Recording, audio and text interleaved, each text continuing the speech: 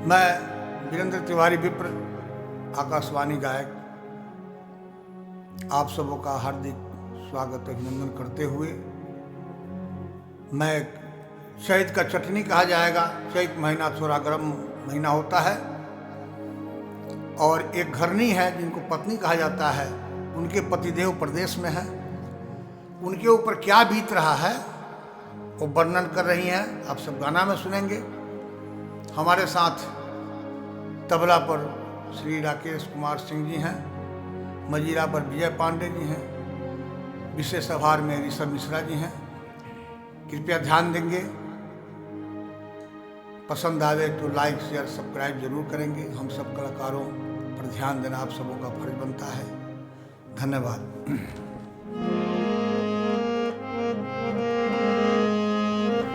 चैत के आगे जाना जारे ना जरावेला, सूतल सनहिया के खोदी के जगावेला, कोयली के बोली नीक लागे ना बोली लागे, सुहागिन नारिन के याद पिया के सतावेला।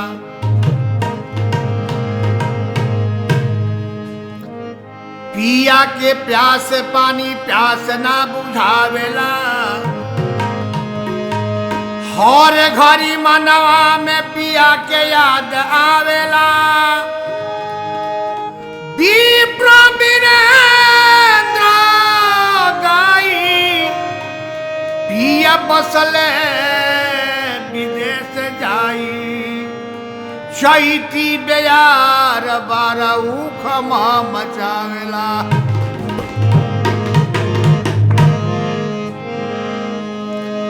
चैत में चुनरी लहर मारे घरी घरी हो,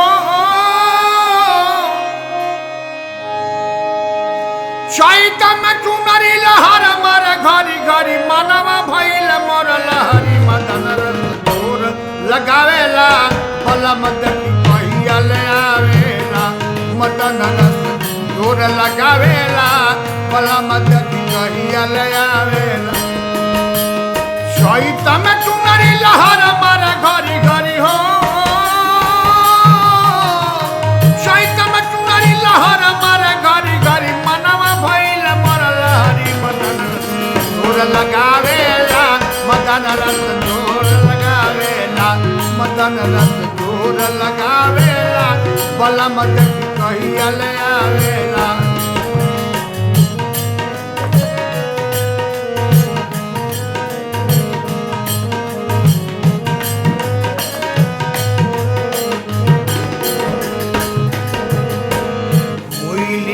गोली गोली मारेला करे जमे, उखी बिखी लागे हमारा रतिया के से जमे।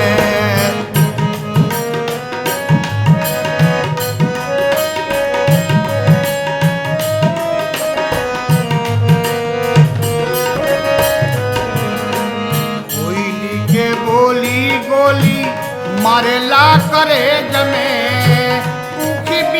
लागे हमारा रतिया के से जमे। दिनहु में मन घबराला, दिनहु में मन घबराला, सोची सोची के मन उबियाला, मदन रस जोर लगावेला, बलम देखी कहिया ले आवेला, मदन रस जोर लगावेला, मदन रस कहिया ले आवेला। चैत में चुनरी लहर मारे घरी घरी, मनवा भइल मोर लहरी मदन रस जोर लगावेला, बलम देखी कहिया ले आवेला, मदन रस जोर लगावेला, बलम देखी कहिया ले आवेला।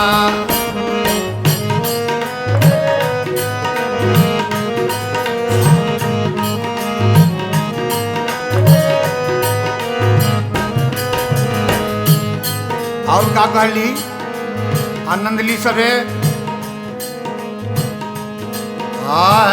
गवाना ले आके कैले खूबे निमन बतिया, कुछ दिन संगे रहल बनी के संगतिया।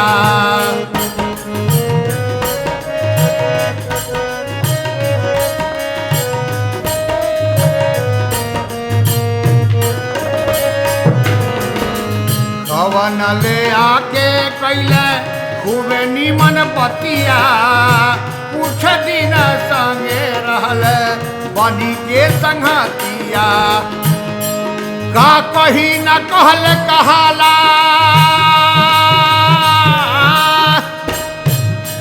का कही न कहल कहाला कहीं त घरवा में हो जाई हाला मदन तोर लगावेला बलम देखी कही आवेला मदन रस तोर लगावेला बलम देखी कही आवेला का कही न कहल कहाला कहीं त घरवा में हो जाई हाला बलम तोर लगावेला मदन रस तोर लगावेला मदन रस तोर लगावेला बलम देखी कही आवेला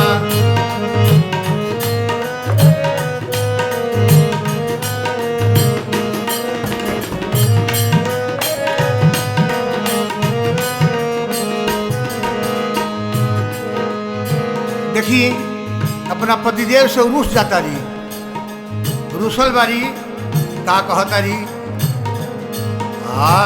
विप्र वीरेंद्र पिया है तब बोलब दिलवा के पतिया सब धीरे धीरे खोलब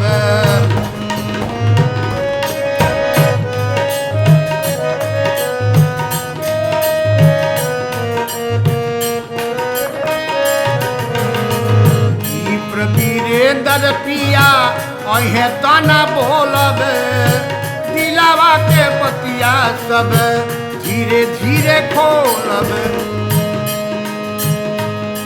कुछ देर मुहवा फुलाईबी कुछ देर मुहवा फुलाईब थोड़े देर में बरस लगाई मदन तोर लगावेला बलम देखी कही आवेला मदन रस तोर लगावेला बलम देखी कही आवेला मदन रस तोर लगावेला बलम देखी कही आवेला ये चैत में चुनरी लहर मन घरी चैत में चुनरी लहर मन घरी घरी मनवा भइल मोर लहरी मदन तोर लगावेला बलम देखी कही आवेला मदन रस तोर लगावेला बलम देखी कही आवेला मदन रस तोर लगावेला बलम देखी